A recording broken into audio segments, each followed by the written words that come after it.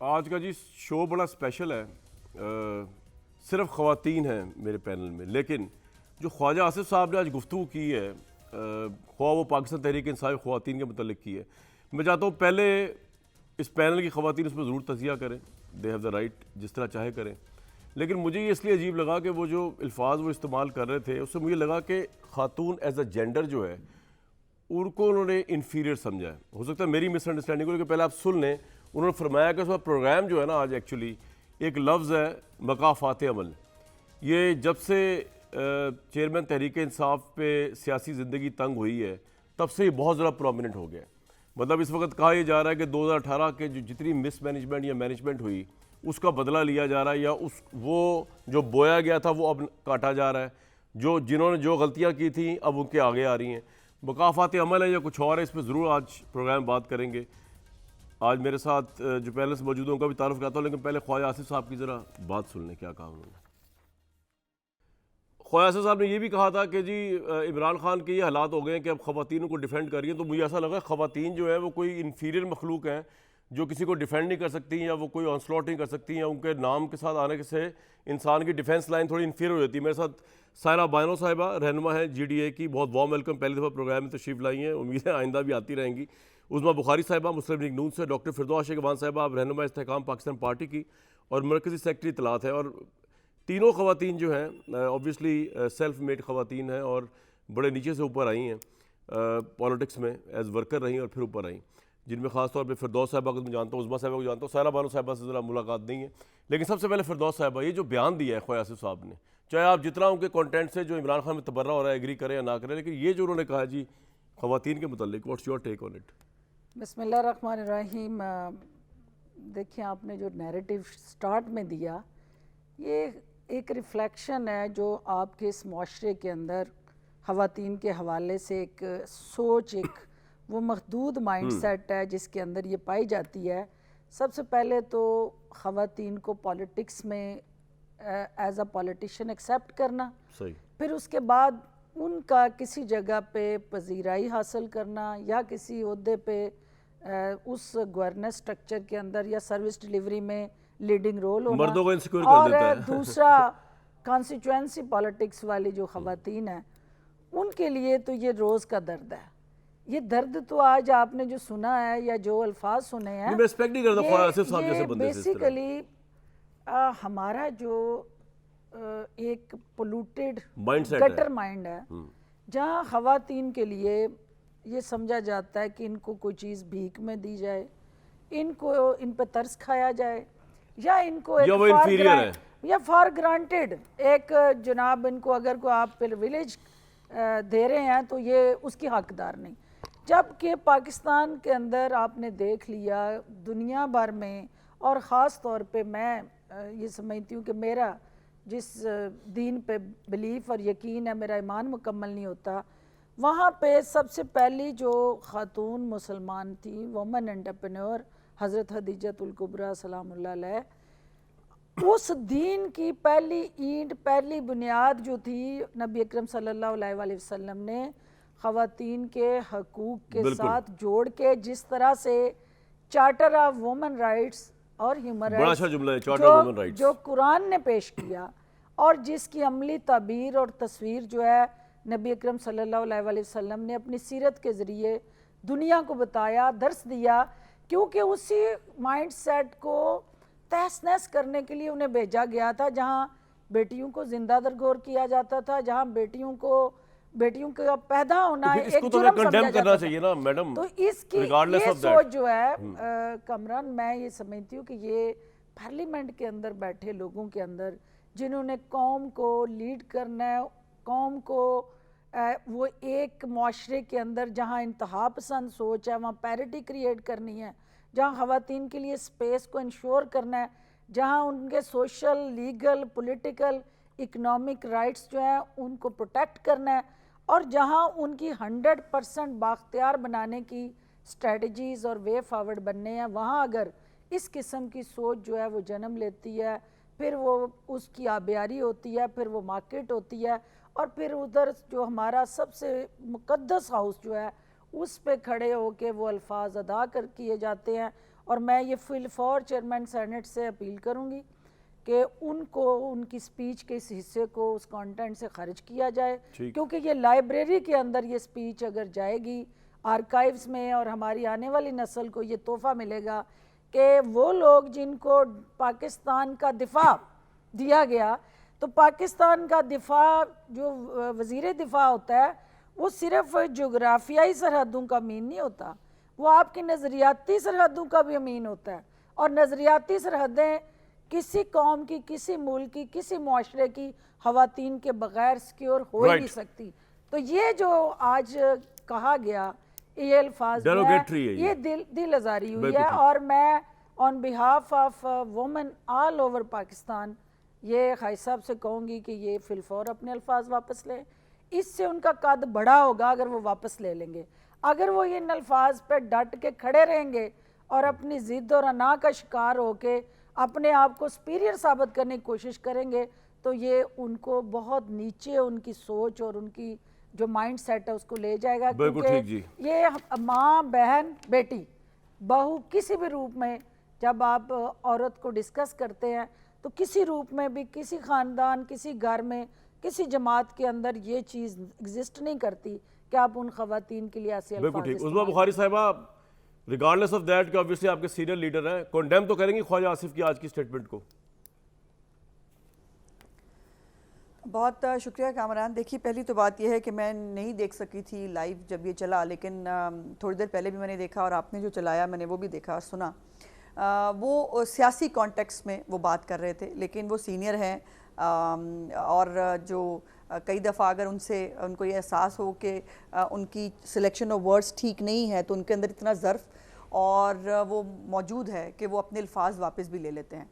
सो ऐसी बात नहीं है। वो किसी तौर पर भी मैं नहीं समझती कि वो तौहीन करना चाहेंगे किसी भी खातून को। हमारी तो लीडर अब एक खातून है, मरियम नवाज साहिबा जो है वो लीड करती हैं पार्टी को। नहीं, इस जुमले का मतलब क्या था वैसे कि जी इमरान खान जो है वो अपने हालात में पहुंच गए कि जी खवातीन डिफेंड करी, मतलब इमरान खान के हालात एक जगह पे अपनी जगह पे, लेकिन खातून अगर किसी को डिफेंड करे तो वो डिफेंस इंफीरियर हो जाता है, मतलब वो इतना गया गुजरा होता है कि उसमें जो है तहज़ीक का पहलू निकले।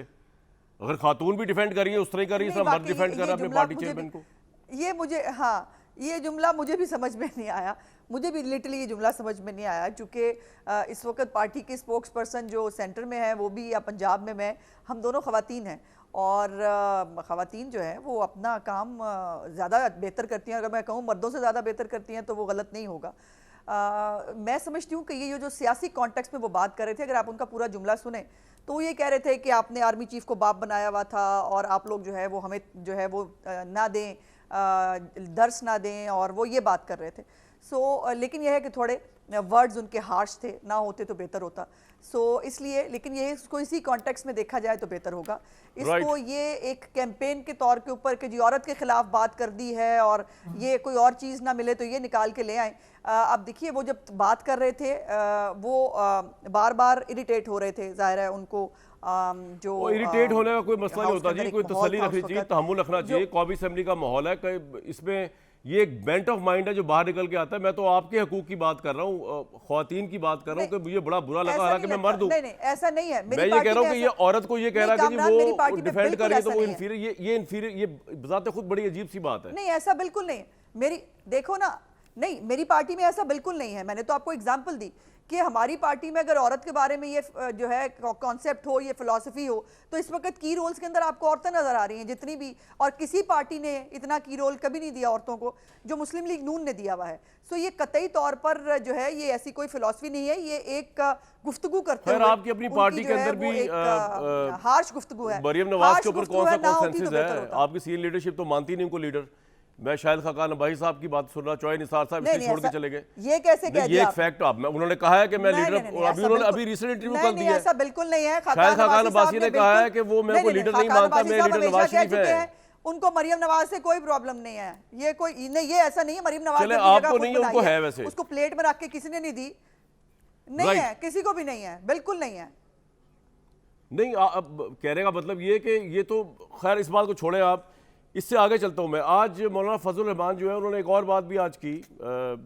ऑब्वियसली आज के दिन जो है वो उनके हिसाब से 25 तारीख है आज इमरान खान प्राइम मिनिस्टर बने थे और ऑब्वियसली इस वक्त पूरी पीडीएम का ये बयानिया है कि पाकिस्तान में जितनी तबाही आई है वो जब ये मिशन लॉन्च किया गया इमरान साहब का, राइटली और रॉन्गली, ये उसकी वजह से आई है। उन्होंने क्या कहा ज़रा वो भी सुन लें। फिरदौस साहिबा, आज आप एग्री करती हैं कि 25 तारीख से मामला ख़राब हो चुका था, क्योंकि ऑब्वियसली आप उस हुकूमत को बहुत सपोर्ट भी करती रही हैं उस वक्त, आप मामला तो बाद में ख़राब हुए ना, क्या आप समझती हैं कि वो इलेक्शन भी रिग हुआ था? आज आप ये कहेंगे कि उस वक्त तो आप नहीं कह रही थी, तो ये बड़ा इंपॉर्टेंट होगा आपका आज सुनना आपसे कि आप क्या कहती हैं। देखें, मैं ख़ुद चूँकि इलेक्टोरल प्रोसेस का हिस्सा और उस 2018 के इलेक्शन के अंदर एज अ कैंडिडेट पार्टिसिपेट किया और 95,000 वोट लिए, और अनफॉर्चुनेटली मैं 95,000 वोट लेके असेंबली से बाहर हूँ और 10,000 वोट लेके जीत के लोग असेंबली के अंदर हैं, और ये आपके सिस्टम की वो डिकॉटमी है और ये तलख हकायक हैं जिसको एड्रेस होना चाहिए। दूसरी चीज़ जो आपने बात की मौलाना फजलुर रहमान साहब की, देखें जब से पाकिस्तान बना है और टिल टुडे कोई भी इलेक्शन जो हुआ है और जो उस वक्त की अपोजिशन होती है उसने कभी ये नहीं कहा कि ये फेयर फ्री इलेक्शन हुआ है, हमेशा उस पर कीड़े निकाले गए हैं, उंगलियां उठी हैं। और इलेक्शन से आगे बढ़ के बात कर रहा हूं कि इमरान साहब की शुरू की गवर्नमेंट जिसमें आप उनको सपोर्ट करो, वो तो तबाही थी कि वो भी तबाही थी आपके ख्याल में? जब तक कोई शख्स जो है उसको कोई स्टेज मिलता है और वो परफॉर्म नहीं कर लेता, स्टेज मिलना कोई अचीवमेंट नहीं है।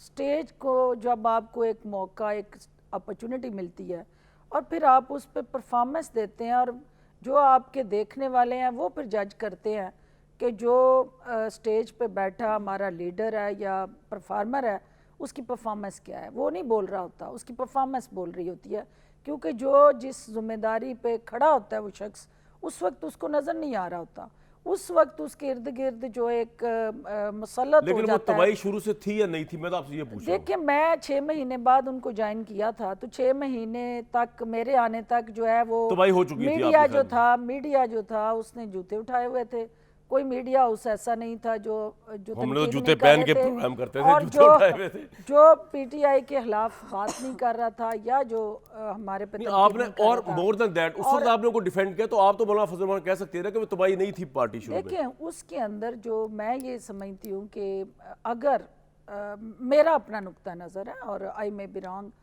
कि जो इंफॉर्मेशन मिनिस्टर होता है और जो DGISPR होता है या GHQ का स्पोक्स पर्सन होता है, दोनों एक पुल का किरदार अदा करते हैं प्राइम मिनिस्टर और चीफ ऑफ आर्मी स्टाफ की पॉलिसीज़ को लोगों तक पहुंचाने में। अगर आप एक पेज पे नहीं है, अगर आपका बयानिया, दोनों का बयानिया कौमी बयानिया है, दोनों नेशनल इंटरेस्ट में काम कर रहे होते हैं, लेकिन अगर वो कंसेंसस के साथ बयानिया नहीं आता तो वहाँ फिर आपका तसादम होता है। और मैं ये दावे से कह सकती हूँ कि मेरे टेन्योर में कोई ऐसा वाकया नहीं हुआ जिस पे दोनों की राय मैंने कहा शायद आप ये कहने लगी, मैं दावे से कह सकती हूँ कि नवाज शरीफ साहब को प्राइम मिनिस्टर बन के आएंगे तो एक पेज फिर नहीं होगा, फिर वो टकराएंगे। वो अब उनकी मर्जी है, वो क्या करते हैं। ठीक है, लेकिन मैं ये कह सकती पॉइंट आपका आगे जो मेरा रोल था दोनों के दरमियान तवाज़ुन पैदा करना। चले, जब तक आप नहीं तब तो तबाही नहीं थी ना। मौलाना फजल रहमान साहब को ये बता देते हैं, पॉइंट आ गया आपका। सायरा बानो साहिबा, मुझे बताइए कि आजकल मकाफात अमल का सारा मामला चल रहा है। 25 तारीख को आज इमरान साहब ने हलफ लिया था एज प्राइम मिनिस्टर। आज वो कहते हैं मुझ पर सियासी ज़िंदगी तंग हुई हुई है, इलेक्शंस आने वाले हैं। इस सारे इलेक्शन के प्रोसेस को आप किस तरह देखती हैं? पाकिस्तान में इस साल फेयर एंड फ्री इलेक्शन होने जा रहा है जिसमें तहरीक इंसाफ समेत तमाम पार्टियां फ्रीली पार्टिसिपेट करेंगी। अस्सलाम वालेकुम जनाब।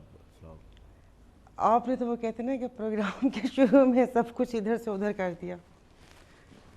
जी कामरान शाहिद साहब, क्या कहूँ, बहुत खुशी से आपके प्रोग्राम में आई थी। जी अच्छा, तो क्या हुआ? मेरी आवाज़ आ रही है आपको? जी आ रही है। जी जी जी जी अच्छा चले, 25 को हलफ ज़्यादा खुशी होना चाहिए, खुशियों को वैसे नज़र लग जाती है। चले, हर बंदा खुश नहीं रह सकता, मैं भी खुश नहीं होता हर वक्त। तो आप जिंदगी में ना गम के साथ खुशी और खुशी के साथ गम, फ्री एंड फेयर, बिल्कुल सही। जी जी जीना सीखे। नहीं तुसी मैं फ्री एंड फेयर इलेक्शन कब हुआ है? पीछे से जब देखते हुए आ रहे हैं हम लोग, जो सुनते हुए आ रहे हैं, तो मतलब अभी इस साल 2023 में ऐसा कौन सा क्या चीज़ हो गई है कि क्या वो कहते हैं ना कि एक ब्राह्मण ने कहा है कि ये साल अच्छा है, क्या किसी ब्राह्मण ने कहा है कि इस साल फ्री एंड फेयर इलेक्शन होंगे? ऐसे ही होंगे जैसे होते हुए आए हैं। जो 3.5 साल तो नहीं, अब तो 4-5 साल हो गए हैं, जो हम अपोजिशन का सुनते हुए आए हैं कि 2018 में ये हो गया, 2018 में ये हो गया था। हालांकि ख़ुद भी इजहार किया और ख़ुद भी हमें बताया कि हारते हुए हमने जब फ़ोन किया तो फिर हमें जिता दिया गया। अभी उससे पहले आप बात जो कर रहे थे, जिन साहब की बात कर रहे थे, आपने वो सवाल मुझसे नहीं पूछा। मैं मौलाना फजल रहमान की बात कर रहा था या ख्वाजा आसिफ साहब की? मैं 2 साहिबों की बात कर रहा था। नहीं, उससे पहले ख्वाजा आसिफ साहब का बात कर रहे थे। जी ख्वाजा आसिफ साहब, जी जी, आप कुछ कहना चाहें ज़रूर कहें उस पर भी। हाँ जी, बिल्कुल मजम्मत ही मजम्मत है और तारीख़ भरी हुई है इस जमात की इन सब चीज़ों से कि लास्ट पार्लियामेंट में भी एक खातून थी, उनका नाम भी रखा था कि उनकी हैयत और वो उन चीज़ों को देख के, हालांकि ख्वाजा साहब की ख़ुद वाइफ भी वहीं पर हैं असेंबली में, उनकी भांजी भी असेंबली में है, तो फिर बंदे को ऐसी बातें नहीं करनी चाहिए। या तो एक बिल लेकर आना चाहिए इनको कि हम अपने रिश्तेदार ही लेकर आएंगे ताकि आप ख़ुद भी इज़्ज़त कर सकें और दूसरों से भी करवा सकें। और उससे पहले जो मोहतरमा बेनज़ीर भुट्टो साहिबा के साथ भी हुआ, वो भी अब तक याद है और सोच के भी दिल दुखता है। चलें, तो ये मेरी पहले जो आपका सवाल था उसके ऊपर वो था। बाकी मौलाना फजल रहमान साहब, मुझे समझ नहीं आ रहे कि उनको इक़्तिदार का हिस्सा भी बनना होता है और उसके बाद उससे पहले वो इस किस्म की बातें भी वो कर रहे होते हैं। सुना है कि इस दफ़ा दोनों पार्टीज़ अभी किसी मामलात पे उनसे कोई बातचीत नहीं कर रही, तो तब इस किस्म की बातें हो रही हैं। बाकी ये कि ज़िंदगी तंग हुई हुई है, जो आपने कहा कि खान साहब ने कहा, तो वही बात है, ये तो कारमा है, घूम फिर के फिर इधर से उधर हो जाता है। लेकिन इलेक्शन फ्री एंड फेयर नहीं होंगे और अब ये भी नहीं पता कि होंगे भी या नहीं होंगे। आपको क्यों लगता है अभी तो इसी पे सायरा बहस साहिबा है, के अभी तो फ्री हमें एंड फेयर इलेक्शन नहीं होंगे? क्यों लगता है आपको ऐसा? सर, कब हुए हैं आप मुझे ये बताएं ना कि आप ये जो निगरान हुकूमतें हैं, आप वसीम बादामी साहब का प्रोग्राम देख लें कि जिसमें कुंडी साहब ने और समर ब्लोर साहिबा ने और इन सब ने अपने तहफ़्फ़ुज़ात का इजहार किया है। और मैं भी सूबा सिंध में रहती हूँ, जिसके लिए नून लीग के तलाल चौधरी कह चुके हैं कि अगर बाग और कराची मेयर टाइप के इलेक्शन हुए तो वो नहीं मानेंगे।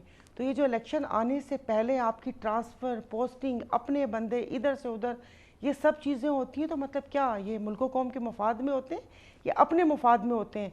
और अभी जो पंजाब गवर्नमेंट ने बिल्कुल ये इलेक्शन से पहले इन लोगों ने कि वो फील्ड वर्क के लिए, कि ऐसा पता नहीं कौन सा फील्ड वर्क है जो आपके और मेरे अरबों रुपए के टैक्सों के पैसों की गाड़ियां उनको दे दी कि वो बड़ा अच्छा काम करते हैं, यानी कि कोई अच्छा काम किया है या ये टोकन मनी था? मुझे ये समझ नहीं आई कि जो उन्होंने उनको इतनी मरात और ये गाड़ियाँ जो ब्यूरोक्रेसी को सारा कुछ दे दिया है और उसके बाद ये फ़ंड रिलीज़ हुए। यहाँ पर लोगों पे आपने 7.5 रुपये बिजली के बिल का एक बॉम्ब गिराया है, गैस बढ़ने वाली है, पानी यहाँ पर नहीं है और आपने अरबों रुपए तरक्याती फ़ंड जारी किए। आज तक किसी ने मुड़ के देखा कि वो सड़क आया कागज़ों में बनी है कि उसका वजूद भी है? ये तो आप लोगों ने 25-25 और 50-50 करोड़, मैं तो इसको बरमला कहूँगी कि ये तो ब्राइब है कि ये लो बेटा अपने इलेक्शन का आने वाले का इंतज़ामात कर लो कि क्या करना है क्या नहीं करना, क्योंकि PWD जैसा करप्ट डिपार्टमेंट तो अल्लाह माफ़ कर दे देखा नहीं। और मुफ्ती अब्दुल शकूर मरहूम साहब, ये अपनी वफ़ात से कुछ ये अरसा पहले ही इन्होंने असेंबली में जब तकरीर की थी तो उन्होंने अपनी ही पार्टी की इस मिनिस्ट्री के उन्होंने परखच्चे उड़ा दिए थे। तो जो होता है वो हमें भी पता है कि वहाँ पर क्या होता है। तो ये सारी चीज़ें देखने के बाद पता नहीं आपको नहीं कहाँ हो सकते, नहीं होंगे। अच्छा, मैं आपसे अब इजाज़त लेके दोबारा आपके पास आऊँगा। मुझे उम्मीद है आप इधर ही पाई जाएंगी, क्योंकि मुझे पता चला अभी थोड़ी देर पहले कि आप बड़ी मूडी हैं, लेकिन मैं एक्सपेक्ट करता हूँ कि आप अभी इधर ही होंगी, कायम दायम में आपके पास दोबारा आ रहा हूँ। लेकिन उस्मा बुखारी साहिबा, मुझे एक बात बताएं, जी जी जी, आपने जो पहला सवाल पूछा और फिर उसके जवाबात थे, कोई मसला नहीं। आप देखें, आप सियासतदान हैं, हर तरह की चीज़ को बर्दाश्त करना होता है, जर्नलिस्ट को भी बर्दाश्त करना होता है और सियासतदान को बर्दाश्त करना। आप और हम एक किश्ती के सवार हैं, तो ये आपकी ट्रेनिंग हो रही है इस वक्त ना, आप समझे कि एक नई ट्रेनिंग मिल रही है कि आपको उन वाटर्स में भी जाना पड़े जहां आप ना जाना चाहें। तो यही तो चलता है पता है लीडर का कि लीडर कहाँ स्टैंड कर रहा है। तो इसलिए मैं कह रहा हूँ आप स्टैंड कीजिएगा, बल्कि बैठी रहिएगा, मैं भी आ रहा हूँ। उस्मा बुखारी साहिबा, ये जो परसेप्शन है ना पूरे मीडिया पे आया, जिसका सायरा बानो साहिबा अकेली बंदी नहीं जो कह रही हैं, सब कह रहे हैं ये बात कि आपको खुद भी आपकी पार्टी के अंदर आपको ये इनसिक्योरिटी है कि शायद निगरान सेटअप अगर ऐसा आ गया जो कोई पॉलिटिशियन ना हुआ, जिसपे आप लोगों को ट्रस्ट ना हुआ, जैसे डार साहब का नाम फ्लोट कर दिया गया, तो मामला बड़ा प्रोलॉन्ग हो सकता है, फिर आपके हाथ में भी नहीं रहेगा। ये इनसिक्योरिटी एटलीस्ट आपको है, आप honestly would you accept it कि ऐसा है? आपको भी ज़हन में है, आपकी पार्टी के ज़हन में भी ये बात है कि फिरदौस आशिक अवान साहिबा की पार्टी चाहती है, इनके मौजूदगी में मैं बता रहा हूँ कि अभी इलेक्शन आराम से ही हो, ये खुद तस्दीक कर देंगी। लेकिन मैं आता हूँ बात, पहले उस्मा साहिबा जी। देखो, पहले तो मुझे कामरान सुना करते थे कि जो सियासतदान है ना वो फनकार होता है, लेकिन मुझे पिछले कुछ अरसे से देख देख के ना मतलब यकीन होता जा रहा है कि भाई सियासतदान फनकार जो है, फनकारों भी कुछ फनकार होते हैं जो सियासतदान होते हैं, और जो है वो बात कुछ है वाकिब कुछ नज़र आते हैं कुछ। और ये मुल्क तजर्बा गाह है जी, मतलब पहले भी आपको पता नहीं, यहाँ पे लोग सीखने के लिए, तजर्बे करने के लिए आते हैं, और उनकी मर्जी की जो है बात करें, उनके मिजाज की बात करें तो वो चलती है। अच्छा, मेरे सवाल का जवाब दे दें। ये वडेराइज्म जो है ना, ये कहीं और होता होगा, ये मेरे सामने तो ये वडेराइज्म चलता नहीं। और मुझे अच्छा, मुझे बात कर लेने दो ना। मैं कह रहा हूं मेरे सवाल पे आ जाए ना, आप उस तरफ जा रही हैं किसी और तरफ, मैं ये कह रहा हूं कि आ गई। अच्छा चले, क्यों ना जाऊं? नहीं, पहले आपके प्रोग्राम में क्या सब टू द पॉइंट बातें हुई हैं? ऐसे नहीं होता ना, आपने सबको मौका दिया बात करने का, मुझे मौका दे दीजिए, आपको अच्छी लगे ना लगे। फरमाए। जहां तक आपके सवाल की बात है, सवाल की बात यह है कि कतई नहीं, ऐसा होना नहीं चाहिए, ना हम ऐसा सोचना चाहते हैं। लेकिन पाकिस्तान की सियासी तारीख बड़ी अजीब है, बहुत डूबियस है। अल्लाह की शान ये है कि जो दोनों तरफ खेलते हैं वो अचानक से जो है वो बड़े बन जाते हैं पारसा, और उनको भूल जाता है उनकी तारीख क्या है, और जो है वो उनकी बैकग्राउंड क्या है। अब ये जो 2013 के इलेक्शन को जो लोग बात कर रहे हैं, 2013 और 18 में ज़मीन आसमान का फ़र्क है। 2018 में जो हुआ वो शायद पाकिस्तान की हिस्ट्री में कभी नहीं हुआ। 25 जुलाई जो है वो पाकिस्तान की तारीख में RTS के नाम से लिखी जाएगी। 25 तारीख जो है वो पाकिस्तान की तारीख में उनके साथ हुआ, आप उनके साथ कर रहे हैं, हिसाब बराबर हो गया ना मैडम, हिसाब बराबर कर दिया आपने, अब लेवल प्ले हो गया ना। नहीं, हिसाब कैसे बराबर? नहीं भाई, वो एक बंदे ने बेवकूफी की, इदारों से हमले किए, वो अपनी भुगत रहा खुद सजा, लेकिन आपके लिए तो लेवल प्ले हो गया ना, और क्या चाहिए? अब नवाज शरीफ साहब को बुलाए, बिस्मिल्लाह करके इलेक्शन कराए। भुगता उसने कामरान, कहाँ भुगत लिया उसने, मुझे बताओ ना। पिछले 14 महीने से उसके ऊपर जो है बेतहाशा केसेस हैं।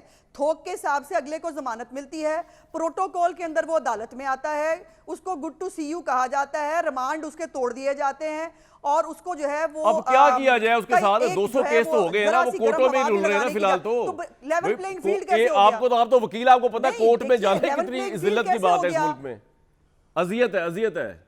जी नहीं, बाल्टी लेके जाना जिल्लत की बात होती है, लेकिन बाल्टी के ऊपर फिर जो है कोई बोतल फेंक दे, मतलब अब मुझे इतना अफसोस है कि वो जो कल वाकया हुआ है कि इतनी उन्होंने मेहनत करते हैं, वो बाल्टियां भी लेके चलते हैं, वो साथ में पता नहीं और भी कितनी शील्डें लेके चलते हैं, उसके बावजूद किसी ने बोतल फेंक दिया। बोतल फेंक के एक और साजिश हुई है, अनकरीब उस साजिश का भी आपको जो है पता चलेगा कि वो बोतल फेंक के उनको हलाक करने की साजिश किसने की थी। जब ये मेरा पीटीआई टूट-फूट का शिकार हो गई है, सबसे बड़ी जमानत फिरदौस आशिक अवान साहिबा, इतनी बड़ी पॉलिटिकल वर्कर जुदा हो गई उनसे, और इनके साथ कई लोग जुदा हो गए, पार्टी टूट गई। अब आपको और क्या चाहिए? इलेक्शन करवाएं, बिस्मिल्लाह करें, हिम्मत पकड़े, आपकी परफॉर्मेंस अच्छी है। अगर मेरी वजह से हुई नहीं, वो मैं आपको कब कह रहा हूँ आपकी वजह से हुई, उसकी अपनी वजह से हुई। पार्टी टूटी है, उसने जो पता नहीं किस जाहिल को मशवरा दिया था कि लड़ जाओ इदारों से, अपनी हरकतों की वजह से हुई ना। और ये पार्टी जैसे बनी थी ये वैसे ही टूटी है। मुझे थोड़ा सा 2 जुमले अनइंटरप्रेट करने दो। जी। ये पार्टी जैसे बनी थी वैसे ही टूटी है ना। ये पार्टी नजरियाती तौर पर ये सारे इकट्ठे थे, जो नजरियाती तौर पर जो है वो साइड पे हो गए। और फिर ये है कि फितना फसाद की सियासत, दहशतगर्द कोई क्यों कहलवाए? आप अपने मफाद के लिए लोगों को इंसानी ढाल के तौर पे इस्तेमाल करें, आप अपनी सियासत, गंदी सियासत के लिए इदारों पे हमले करें, तो फिर कोई आपके साथ क्यों दे? क्यों लोग सियासत करना चाहते हैं, दहशतगर्दी करना नहीं चाहते, और ये दुरुस्त है, नहीं करनी चाहिए। फिरदौस साहिबा जी, कामरान, सबसे पहली बात तो ये है कि मेरी दोनों बहनें जो हैं वो जिस पैराए में बात कर रही हैं, इस वक्त की जो सियासी सूरत हाल और जो इस वक्त के मुल्क के हालात और जो आवाम के अंदर बेचैनी और इज़्तिराब है, वो हमारी इस गुफ्तगू से ना वो ख़त्म हो सकता है, ना कम हो सकता है, और ना हमारा टीवी पे एक दूसरे के गिरेबान पकड़ के हम उनके मसाइल का तदारुक कर सकते हैं।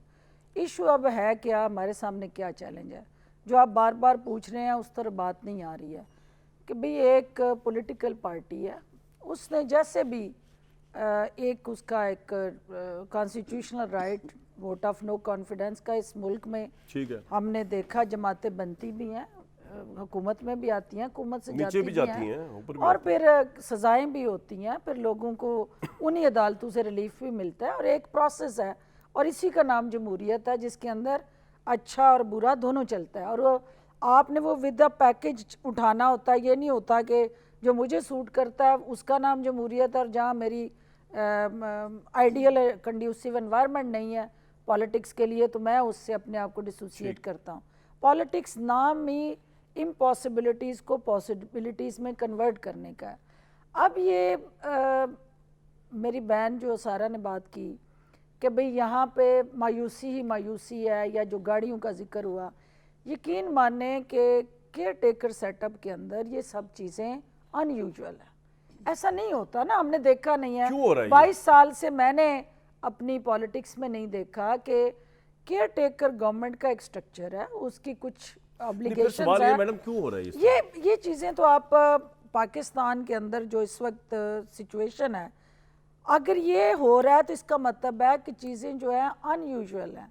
यानी कोई भी चीज़ जो है वो पाकिस्तान इस वक्त जिस मसाइल से गुजर रहा है या जिस तकलीफ से गुजर रहा है, एक आपको कोई एक शख्स या एक जमात जिम्मेदार नहीं है, मल्टीपल लेकिन इसके फिरदौस अंदर साहिबा, आप फैक्टर्स लोगों का हैं। इंटरेस्ट है कि लेकिन- इलेक्शन अभी साल ना हो आपकी नहीं पार्टी नहीं, का? बिल्कुल हमारा इंटरेस्ट है कि इलेक्शन हो, वक्त पे इलेक्शन हो। तहरीक इसका साहब के चेयरमैन फैसला- कहते हैं एक वोट नहीं पड़ेगा आपको जो आप लोग जुदा हुए हैं उनसे। ठीक है, वो उनकी राय है ना, वो राय आपको उनका रिजल्ट आ लेने देना, इलेक्शन हो ना, उसके बाद वो दूरबीन से उनके नताए जो अपने ढूंढ रहे होंगे कि पीटीआई मुझे एक ब्रेक के लिए कहा जा रहा है, मैं ब्रेक से वापस आऊंगा तो आप दोनों से भी और सायरा बानो साहिबा के लिए भी एक सवाल छोड़े जा रहा हूं कि आज अगर पाकिस्तान की डेमोक्रेसी में ये सवाल उठा है कि शायद पाकिस्तान तहरीक इंसाफ उस तरह इलेक्शन में हिस्सा ना ले सके, पाकिस्तान की जमहूरियत को बड़ा एक खतरा नजर आ रहा है बहुत से लोगों को, खासतौर पर तहरीक इंसाफ को, तो इसका जिम्मेदार वो पिछले 1.5 साल नहीं है जिसको लीड किया चेयरमैन तहरीक इंसाफ ने, या वो उनके ख्याल में सायरा बानो साहिबा के हिसाब से, क्योंकि वो उनकी अलायंस में भी रही हैं, जीडीए जो है, इसकी वजूहात कुछ और हैं, और इस मुल्क का फ्यूचर तीनों खवातीन कैसे देखते हैं, एक ब्रेक के बाद। जी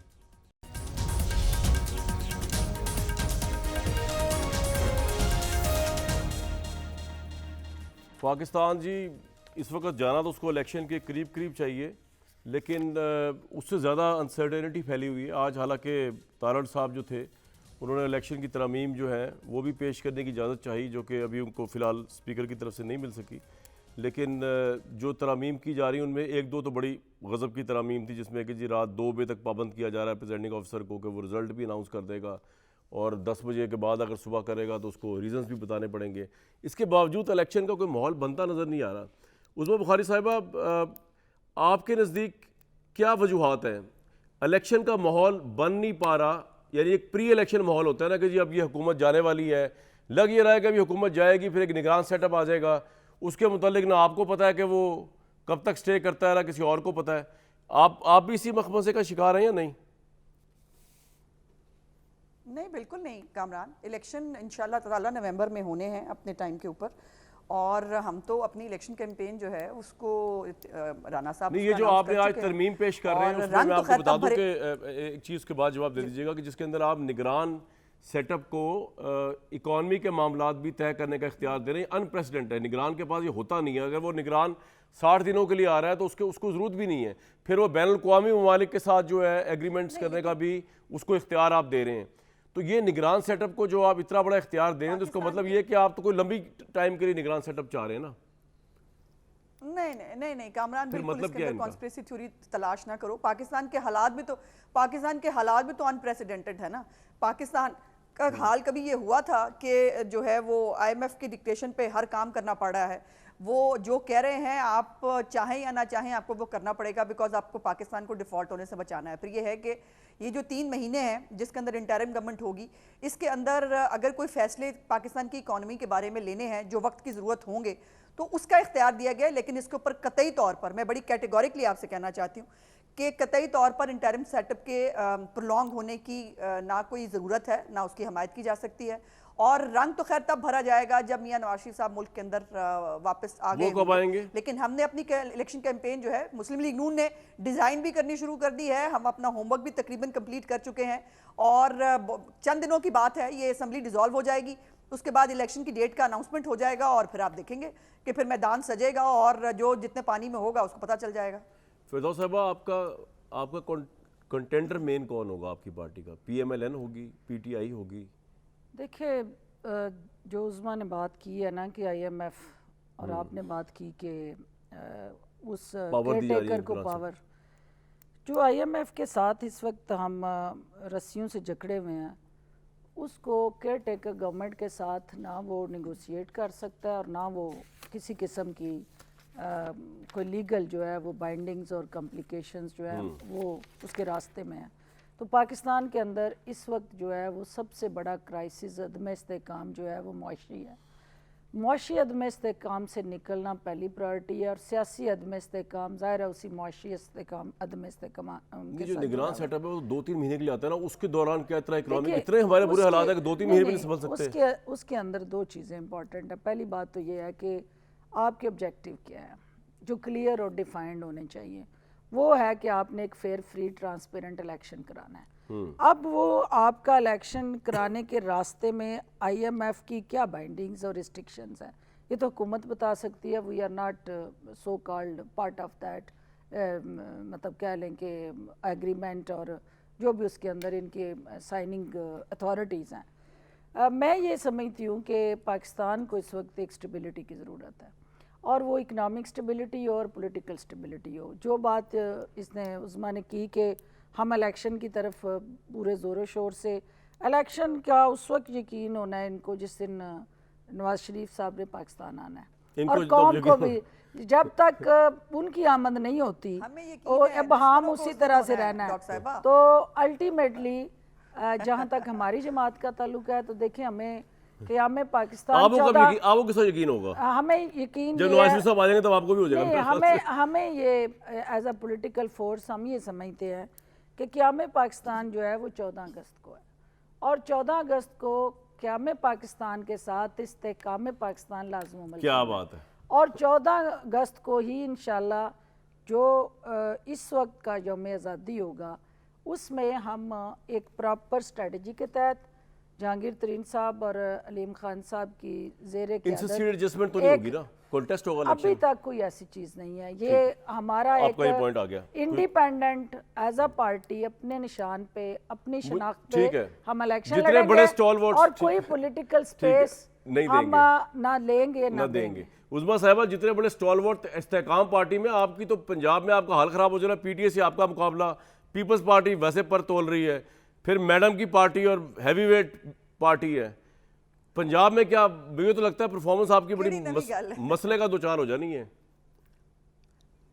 नहीं तो केड़ी नवी गल है, हमने हमेशा इन्हीं के खिलाफ इलेक्शन लड़े हैं। अच्छा। और कुछ लोग जाहिर है हमारी पार्टी से भी गए थे PTI के अंदर, जब उनको धकेल के जो है वो PTI में भेजा जा रहा था। तो हम पहले भी हमने इनके खिलाफ इलेक्शन लड़े हैं और अब भी लड़ेंगे, इसमें कौन सी बड़ी बात है। दूसरी बात, जहाँ तक बार बार आप परफॉर्मेंस की बात कर रहे हैं, आप मेरे जो हुकूमत की 14 महीने की परफॉर्मेंस को आप जहन में रख रहे हैं, उसके ऊपर आप डिफ़ॉल्ट जिससे बचा लिया उसको आप नज़रअंदाज कर रहे हैं। हमने अपनी बैरूनी अदायगियाँ टाइमली कर ली हैं, उसको आप नज़रअंदाज कर रहे हैं। तो लेकिन आप मेरी जो पिछली मेरी पार्टी की 10-15 साल की जो परफॉर्मेंस है उसको आप जो है वो बिल्कुल उसको आप शायद सामने नहीं ला रहे। इस वक्त पाकिस्तान की आवाम को इस बात का मुसम्मम यकीन है कि पाकिस्तान के मसाइल का हल सिर्फ मुस्लिम लीग नून जैसी एक बड़ी और जो तजर्बाकार जमात है वही निकाल सकती है, और हमने ये किया है।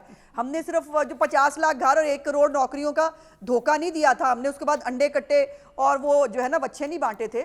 हमने इस मुल्क से दहशतगर्दी मुझे एक ब्रेक के लिए कहा जा रहा है, वो आपने सब कुछ किया था लेकिन अब कुछ थोड़ा मंजरनामा चेंज भी है। अब देखें ना, एक पाकिस्तान तहरीक इंसाफ आपके मुकाबले में चैलेंज में पंजाब से उठी, उसके बाद इस्तेहकाम पार्टी का चैलेंज आपको तो इतना इजी भी नहीं जितना आप कह रहे हैं, और इतनी कोई आफरीन बख्श परफॉर्मेंस भी नहीं है जिसपे बेस पे आप कह देंगे सब कुछ ठीक हो जाएगा।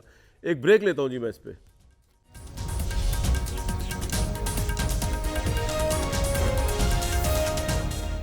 भाई पॉलिटिक्स तो होती रहेगी। खानेवाल में जो मॉडल एग्रीकल्चर फॉर्म की इफ्तारी तकरीब हुई ना, वो बड़ी एक्सेप्शनल रही।